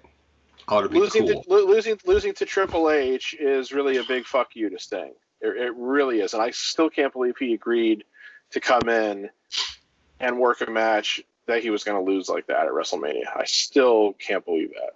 Well, do we think that they told him he was going to lose? Do we think he was told that he was going to lose originally, or was he told he was going to lose like that day, so he couldn't back out? There's no way that they told him what they were going to do as far as the wrestling, because he debuted at Survivor Series, so there's no way they told him what they were going to do at WrestleMania before he agreed to come in for that. But it's still one of the dumbest WrestleMania moments of all time. Having an 8-hour WrestleMania is also dumb. Oh God. Yes. For all our viewers, we know we talked about this before, but going to WrestleMania 35 and living through that hell of what they call WrestleMania it literally was 8 hours of hell, because it just took so long for everything to fucking happen. So yes, break it into two shows now, we'll see how that goes. It wasn't so bad this first time. I don't think they're going to break it into two shows if it's going to be before a live audience. I think they took advantage of a bad situation to break it up into 2 nights this year. It's going to be 7 hours again next year. I just can't see them doing it, because I can't see them doing it over 2 nights, because it would mean that they have to charge. They either have to sell 2 tickets, which like nobody's going to buy like 2 hugely expensive tickets. Or they would sell like 1 ticket, which they might raise the price by so much, but then expect people to come back 2 nights in a row, which is equally unfeasible in a lot of ways. So, if they're running before a live crowd, I don't think it's going to be split between 2 nights. So they really need to come up with. I mean, it's not that bad if you're at home, obviously, but if you're there in the frickin' stadium, it's an ordeal. It really is. That's why I'll never go again if they run it at MetLife Stadium again. There's just no way. I mean, I got my 8-course meal that day, so it was all right. You did. Pretty much. So it was okay with that. I think they should get rid of the pre-shows. Pre-shows need to go. Yeah, if I go to another WrestleMania, I will not go. I will go. Well, they just need to start it an hour earlier. Starts. Like if they want to do it with having like 3 or 4 pre-show matches, fine. But start it at like 3 or 4 o'clock, so that way you're done by 11. I mean, it's still going to be long, but it won't be like it probably won't feel quite as intolerably long, because you'll still be ending at a decent time. I don't know. We'll see. We'll see what they do. Yeah, we'll see what we do. So that leads us into our very last segment of the night, which is the Mount Rushmore of WrestleMania, our favorite WrestleMania match of all time. And I'm sure we have more than one favorite match of all time, but we got to pick one. So we're gonna go around and we're gonna pick our favorite match of all time. Before we do that, we just want to say real quick thank you to everybody that's been watching. We really do appreciate it. No matter where you're catching us, YouTube, iTunes, Stitcher, Spotify, wherever you are, thank you guys for tuning in. We do greatly appreciate it. And now, on to the Mount Rushmore of our favorite WrestleMania match of all time. And I'll start it off today. I'll start us off with our favorite WrestleMania match, and I'm gonna kind of thank AJ here. I shouldn't say kind of. I'm gonna thank AJ because I was tossing around different matches because of my favorite wrestler of all time being The Rock. I was like, okay, which Rock match do I want to pick? And I could pick a whole bunch of different Rock matches. And I was debating, am I going to go with Rock Austin from WrestleMania 15, or am I going to go from WrestleMania 17, or do I want to go from WrestleMania 19? You know, they kind of fought every other year at WrestleMania, and I decided, you know what, I'm going to go with 19 because that really was kind of the, even though all three matches I really, really enjoyed and thought were really good, that one kind of is a little bit special to me because if I remember correctly, that is also when The Rock had kind of gone Hollywood. If I remember correctly, and he had changed up his theme music a little bit, and it was a little bit different. It was more like "Smell what The Rock is cooking," like, and it was, the chopper I think was in the yes. beginning of his vignette. Yeah, so it was a little bit cooler, a little bit different, edgier Rock. Go Plus ahead, he won. Plus yes. I'm just saying he won. Yes, he did win that time too, which was nice because I think in the previous two he lost both times to Stone Cold, so it was nice to see him finally win against Stone Cold. I mean, the one time he did get, you know, it was what was it, WrestleMania 17? He got there was interference that caused him to lose that match, so that wasn't really a clean win, if you want to say. But I remember that match. It was just, you know, and it went almost 18 minutes, so that's a pretty decent match for those guys too, to go almost 18 minutes. But yeah, it was one of those moments that I just remember because he had been gone. He had done it wasn't the Scorpion King, or was it the Scorpion King that he had gone? It's hard to remember the damn dates. But he had officially really launched his movie career. He was more into the movies than doing wrestling. But so to see him come back, do that match, win the match, and that was really, really cool. So that is one of my favorite of all time matches is Rock Austin WrestleMania 19.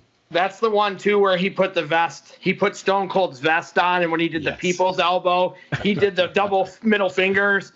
So like that was one of the better, like, people. Rock has done one or two. He also mimicked Ric Flair once at WrestleMania when he did a people's elbow.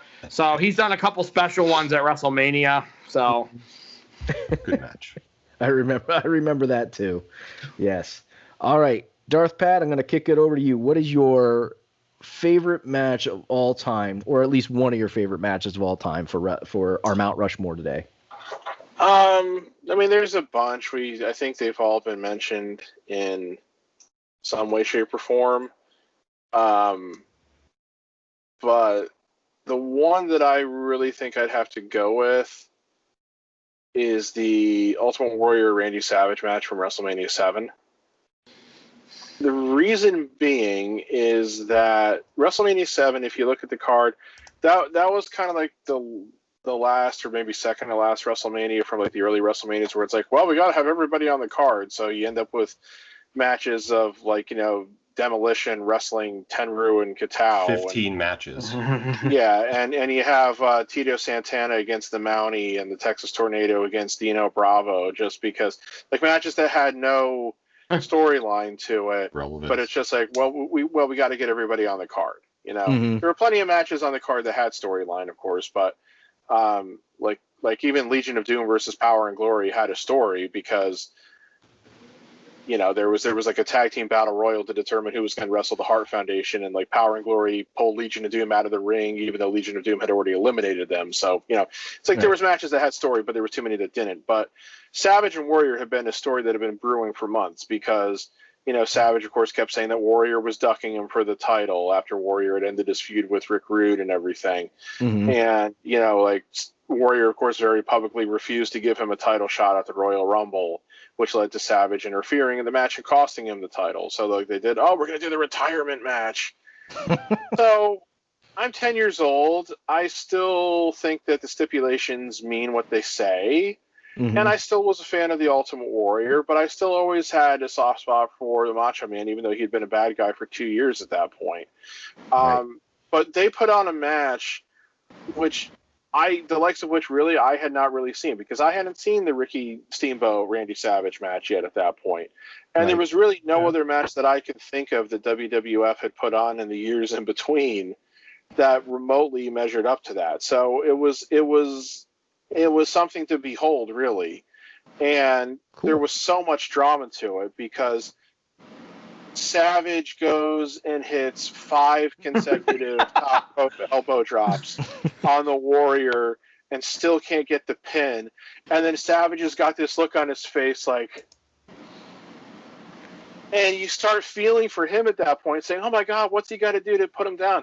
But then Warrior does his comeback, or maybe I'm getting the match order wrong, but there was a spot where Warrior did all his stuff. No, you're right, Pat. You're right. Did the gorilla press slam, big splash combo, and Savage kicks out, and Warrior's like willing to take that as a sign that he's not meant to do this anymore. Right, he starts talking to the Warriors. Yeah, he was going to walk out of the match, and like the referee's even warning him, if you get counted out, your career's over and all this.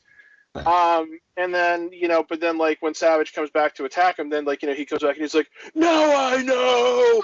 And just the way that he just kept doing like the flying shoulder blocks then on him, and Savage kept, getting knocked out of the ring, and he's literally dead on his feet. And then a lot of people have criticized it, but the way that Warrior did the 1-foot pin on him then, I think was the way that match had to go, because it was such a big thing. Yeah. Like, Heenan's on commentary saying like, whoever stays, whoever leaves. It's like, oh my God, no! And it's like, and Savage was never a Heenan guy, but the way Heenan's reacting, and then of course all the post-match stuff then with Sherry attacking them, and then with Elizabeth coming back into the ring. And here's the sad thing too. Everybody in that match is now no longer with us. They're, Warrior's dead, Savage is dead, Elizabeth's dead, Sherry's dead. It's very hard for me to watch the end of that match now and not tear up. So it is an incredible moment, and it was by far the best match on that particular card, because that card just did not have a lot of great matches. That might have been the best match the Ultimate Warrior was ever in, possibly. It's very possible. He had the good match with Hogan. He had good matches with Rick Rude. But yeah, I really do feel that's probably the best Warrior match ever, and I really feel it's one of Savage's best matches too. So, there was just a lot going for it. So that one to me just kind of always sticks out. That's a match I can go back and rewatch constantly and never be bored or not entertained. So. I like the fact that I talked about it and you said it too. That's cool. I wasn't cheesy and corny when I brought it up earlier. Well, yeah. Well, when you first mentioned it, I'm like, oh shoot, I hope he doesn't talk about it too much. All right, I'm gonna kick it over to Theo. I'm gonna let AJ go last today. So Theo, favorite match of all time, or at least one of your favorite matches of all time, just one of them, please. The Allied Powers versus the Blue Brothers. Shut up. I'm not putting that down. What? No one likes Uncle Zabaka? What the fuck? Zebekiah? How the fuck you say his name? Good old Dirty Dutch man. Dirty Dutch Mantel. God. Fine. When I saw that name, I had to say it a couple times too. Oh, no one's taking Undertaker, King Kong Bundy? If you're going to say King Kong Bundy, at least use the one with Little Beaver and Hillbilly Jim where he squashed the midget. See, you and your damn midgets. Why don't you just go with the Uncle Elmer Adrian Adonis match? I liked Adrian Adonis. All right. I'm not dissing Adrian Adonis. I'm just saying Uncle Elmer was not good. Don't mean to disrespect that, but... Oh, that was funny. Jeremy mentioned it early. I'm picking Hogan Rock. There's just a lot that goes into that match, like you mentioned. To be honest, the crowd, them talking about how they're going to do their match beforehand, and then when you get in the ring, and they have to scrap everything they just talked about 24 hours earlier or within that day, and have to revamp everything and go with the flow of what the crowd was giving them. And everything they did from the beginning to the end was just great. Of course, they're both limited at that time for multiple reasons, but they still put on a show. They sold everything. They told the story, and they went the route that they needed to do to finish the match and give the crowd what they were kind of looking for. Because to be honest with you, that's, Rock kind of takes that match and takes his heel and kind of runs with it for the next 2 years or so, being the heel and going through the whole Hollywood portion of himself with the movies. So I mean, that was probably a good thing for him as well, to kind of flip the script and go from the good guy to the bad guy and kind of run with it. And I think the Hogan running this course was starting to run his course as being the bad, evil NWO Hollywood Hogan. And I think people were wanting to see him, go back to his red and yellow, and that was kind of his moment to do that too. But didn't take very long for that to happen. Yeah. No, did not. I just remember being so amazed watching that match, because I had an expectation for what that match was going to be when it was when it was announced, and then also as we're coming up to the event and everything. And that was really the first time that you really could see how a crowd could take over a match. I don't ever remember hearing a crowd reaction like that in any other match that I'd ever watched in any organization, whether it was WWF, WCW, ECW, whoever. It was just unbelievable. Like, my dad and I were watching that match together and just kind of amazed, because we're like, you guys aren't supposed to be booing The Rock. I know. You're not supposed. You see, that was the thing. It's like, I expected Hogan would get some cheers because he was Hogan. I didn't expect that the whole arena would be cheering for Hogan and booing The Rock, because fucking Canadians. I guess they felt bad for Hogan. I don't know. maybe it is that. I mean, because you always said the Bizarro Land thing and everything, yep. But it's just like I honestly can't believe what I'm hearing. I can't believe what I'm watching. It was special, and they said The Rock. I think I saw Hogan said The Rock, in 5 minutes into the match, was like, hey, let's flip the script on this or whatever. Like, I'm pretty sure Hogan gave the credit to The Rock for flipping the script on that and saying, all right, you're going to play the good guy and I'm going to play the bad guy. It was a little bit even keel with both that. So, and that was WrestleMania 18, right? Yeah. That happened? Yeah. Okay. Mm-hmm. All right. I couldn't put what WrestleMania that was. 15, 16, 17, 18, 19, they start running together, Jeremy. So, well, especially like you said, when you have Rock Austin every other year. Rock Austin 3 times, yeah. Yeah. So, all right. AJ, you're going to finish us off on our Mount Rushmore. What is your favorite match? I'm going to not pick the match I always pick. So, because I always pick Michaels Brett for the Iron Man match, but everybody already knows that. So I'm going to go Savage Steamboat. So, because that match happened how many years ago, and it's still talked about as one of the greatest matches of all time. So that match has stood the test of time for sure. Like, when a match that happened in 1987 is still being talked about 30 years later, that says a lot for that match and those two guys in it. Savage and Steamboat are two of the top 15 wrestlers of all time, I think. So and the story as a kid, the story leading up to that match with Savage breaking his larynx with the bell, all of that stuff was, as a kid, we were eating that shit up, weren't we? I mean, Pat, absolutely. you were too young, but me and Joe were eating that shit up. I know we were. We were like, holy shit, Steamboat better win. Fuck Savage, damn it. Well, yeah, and because absolutely. and that was also one of the times where they tied, because back in that era they didn't always do a good job of tying the build up into the match. But there was the spot in that match where Savage went to go get the ring bell again, and he was going to jump off the top rope again. And George the Animal Steel pushed him off. George the Animal Steel, first took the bell away from him, and Savage hit him and took the bell back. And then the second time, Steel just pushes him off the turnbuckle, which kind of led to the finish. But at the same time, they actually tied what had been the storyline going into the match itself. I mean, I guess the one knock you could have is he rolled him up and small packaged him, so I guess it wasn't the greatest ending, but it was still. It wasn't spectacular ending like that though either. It didn't have maybe say the greatest finish, but at the same time, it's like it had the feel of like, it kind of came out of nowhere. It was like a wrestling match thing. It wasn't quite like Savage just rolling up Flair and holding the tights to beat him at WrestleMania 8, because it's like, how can you have Savage win the title without hitting the elbow on him? But yeah, I know what you mean, but yeah, Savage and Steamboat has stood the test of time, so it deserves iconic. Yes, it's an and it's a really good wrestling match to boot. So it's not just historical significance. The match itself is really good. So it's most people. Everybody disagrees on this and that. Most people, that's in their top 5 matches of all time. Yep. So. Absolutely. All right. So that was, for me, that was probably one of the funnest Mount Rushmores that we've ever done, because it's just like some of them they're just all memories that we have about how awesome WrestleMania can actually be. So just to recap our Mount Rushmore for favorite wrestling match from WrestleMania, we have Rock vs. Austin at WrestleMania 19, Warrior vs. Randy Savage at WrestleMania 7, Hogan vs. The Rock at WrestleMania 18, and Savage vs. Steamboat at WrestleMania 3.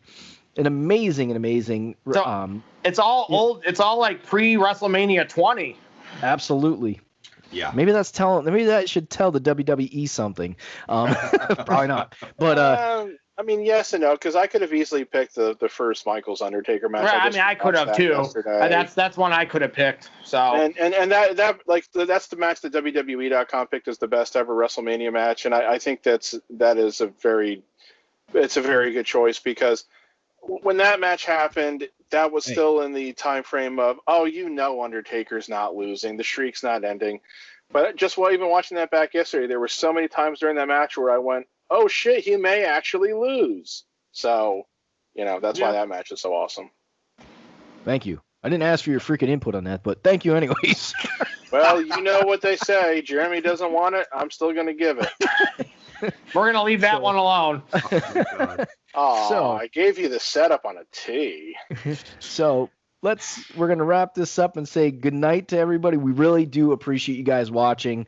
No matter where you're watching, how you're catching us, if you're seeing us on YouTube, you're seeing us on any kind of podcast platform, we do appreciate it. And if you're, picking us up in the United States, you're picking it up in another country, hey, that's awesome. We're glad we're reaching you guys and bringing you some entertainment. And because we're entertaining ourselves every time by picking on each other and, bantering a little bit. So with that, I'm going to say good night. And we'll see you. Wait. Don't you want to give a tease for our next episode? Oh, yes. I should do that, shouldn't I, before we go? So before we go and I say goodnight to everybody, yes, we will be talking Star Wars, and we will be talking the sequels, the final 3 episodes, which were done by Disney, which a lot of people don't like.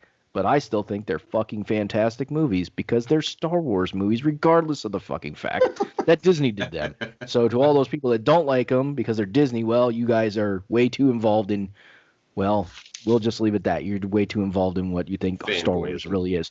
Anyways, all right. So on that note now, thank you, Darth Pat. We will say good night, and we'll catch you on the next episode.